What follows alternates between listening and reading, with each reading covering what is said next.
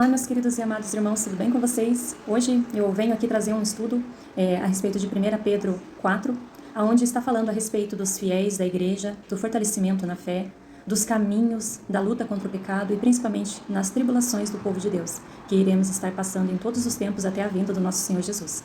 Essa palavra se faz necessária pelo um motivo específico que eu falo para vocês, que eu só trago palavras frente a revelações em sonhos que eu tenho.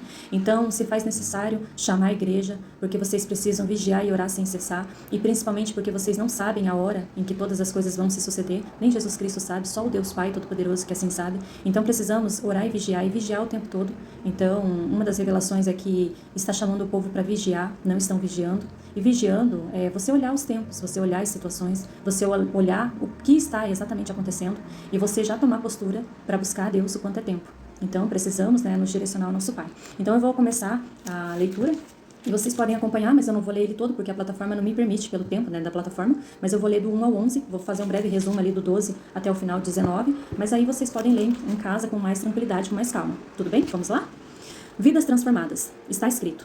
Capítulo 4. Por isso, assim como Cristo sofreu no corpo, vocês também devem estar prontos, como ele estava para sofrer. Porque aquele que sofre no corpo deixa de ser dominado pelo pecado. Então, de agora em diante, vivam o resto da sua vida aqui na terra de acordo com a vontade de Deus. E não se deixem dominar pelas paixões humanas. No passado, vocês já gastaram bastante tempo fazendo o que os pagãos gostam de fazer. Naquele tempo, vocês viviam na imoralidade, nos desejos carnais, nas bebedeiras, nas orgias, na embriaguez e na nojenta adoração de ídolos. E agora, os pagãos ficam admirados quando vocês não se juntam com eles nessa vida louca e imoral, e por isso os insultam. Porém, eles vão ter de prestar contas a Deus, que está pronto para julgar os vivos e os mortos, pois o evangelho foi anunciado também aos mortos, os quais morreram por causa do julgamento de Deus, como morrem todos os seres humanos. O evangelho foi anunciado a eles a fim de que pudessem viver a vida espiritual como Deus quer que eles vivam. Bons administradores dos dons de Deus, começando ali do versículo 7. O fim de todas as coisas está perto. Sejam prudentes e estejam alertas para poder orar. Acima de tudo, amem sinceramente uns aos outros, pois o amor perdoa muitos pecados. Hospedem uns aos outros sem reclamar. Sejam bons administradores dos diferentes dons que receberam de Deus. Que cada um use o seu próprio dom para o bem de todos. Quem prega, pregue a palavra de Deus. Quem serve, sirva com a força que Deus dá. Façam assim para que em tudo Deus seja louvado.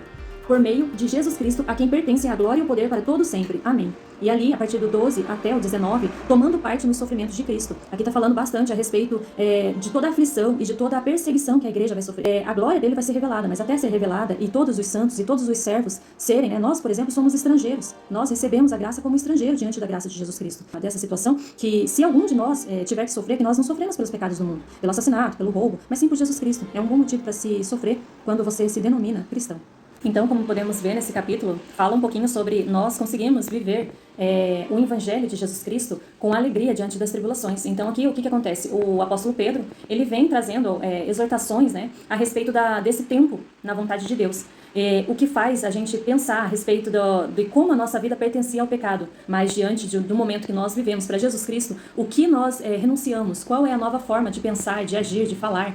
Então aqui existem alguns conselhos valiosos, e ele cita mais uma vez o exemplo de Cristo, ao falar sobre o nosso sofrimento, mostrando que todo esse sofrimento está fazendo a vontade de Deus, para que nós possamos estar matando o pecado dentro de cada um de nós. Então, ele alerta também para o julgamento da casa de Deus. E ele diz, se ao justo é difícil ser salvo, o que será do ímpio e do pecador? Então aqui ele está querendo mais ou menos deixar bem claro a respeito da tentativa contra a própria igreja, da tentativa contra a própria queda, da divisão dentro da própria igreja, dividir fiéis, colocar pensamentos, colocar lobos dentro da igreja, para que possa estar conturbando a palavra, para que esteja conturbando os ensinamentos de Jesus Cristo, Então ele coloca ali, o quanto é difícil a um justo ser salvo, quem dirá para o ímpio e o pecador, Então ali dando início, ele vem ensinando quais são os comportamentos das mulheres. Ele vem também dizendo, elas devem valorizar para serem aceitas por Deus. E ele cita ali Sara, cita Abraão.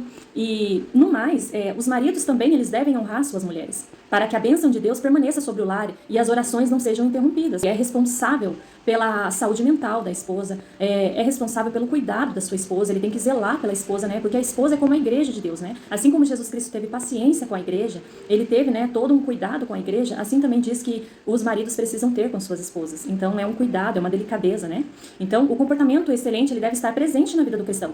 Ainda assim é possível que ele sofra com a injustiça, todos nós estamos à mercê da injustiça, E isso, o sofrimento faz uma pessoa ser justa diante de Deus. E é muito proveitoso dessa situação, do sofrer por fazer o mal. Ele cita o exemplo de Jesus, que no mesmo tendo cometido pecado algum, foi injustamente julgado e crucificado.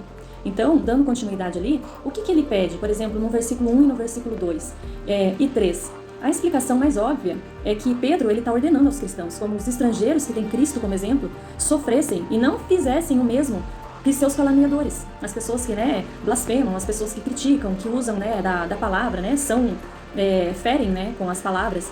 Deus irá condenar esses caluniadores e vingar os crentes no tribunal celestial. Então a gente precisa ter conhecimento a respeito disso, né? Então ele diz ali, julgará os vivos e os mortos. Então o que isso significa? Os vivos e os mortos, todos que um dia já viveram, todas essas gerações, elas serão julgadas no tribunal celestial. Isso todos sabem, né?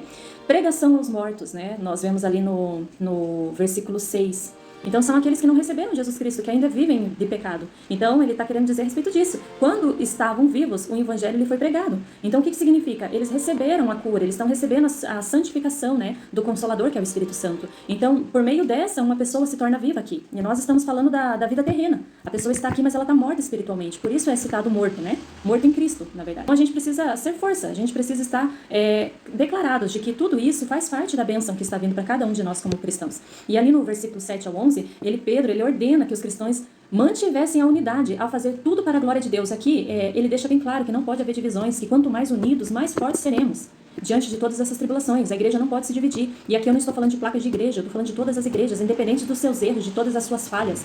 A igreja não pode se dividir, a igreja não deve. E ali no versículo 8, o poder da compaixão, do cuidado com o próximo, que está falando mais ali sobre a caridade. Então, a expressão caridade cobrirá a multidão de pecados. O que significa que o amor perdoa uma e outras vezes. Então, aqui está falando a respeito da própria caridade do povo, A gente precisa cuidar um dos outros, porque quando nós cuidamos de pessoas, se nós temos pecados e máculas, em cada um de nós, isso pode ser limpado, por cada ação que nós temos com o próximo. Mas não esperando nada desse próximo, logicamente, deixando bem claro aqui para vocês. E o 9 fala sobre a hospitalidade, Então, o que significa hospitalidade, É quando, se nós somos perseguidos, torna-se fácil agredir verbalmente, reclamar, porque, poxa, por que a pessoa está fazendo isso? Nossa, eu confiei nela. Ou, não, gente, para de murmúrio.